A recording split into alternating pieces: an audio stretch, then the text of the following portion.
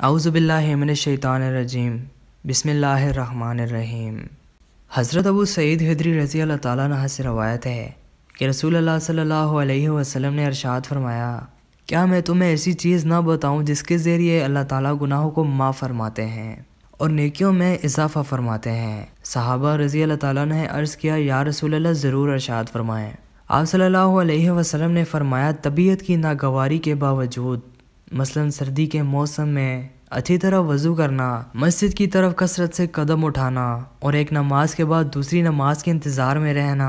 جو شخص اپنے گھر سے وضو کر کے مسجد میں آئے اور مسلمانوں کے ساتھ باجماعت نماز پڑھے پھر اس کے بعد والی نماز کے انتظار میں بیٹھ جائے تو فرشتے اس کے لیے دعا کرتے رہتے ہیں، یا اللہ اس کی مغفرت فرما دیجئے، یا اللہ اس پر رحم فرما دیجئے۔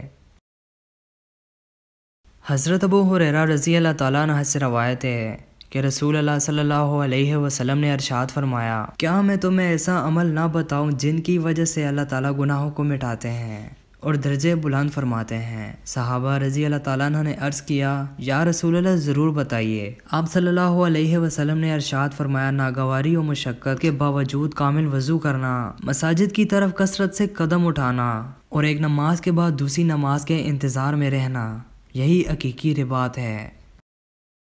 دوستو، اگر آپ ہمارے اس چینل پہ فرسٹ ٹائم آئے ہیں تو ضرور سبسکرائب کریں اور ساتھ میں دیے گئے بیل پر کلک کریں۔ انشاءاللہ اگلی ویڈیو میں آپ سے ملاقات ہوگی۔ اللہ حافظ۔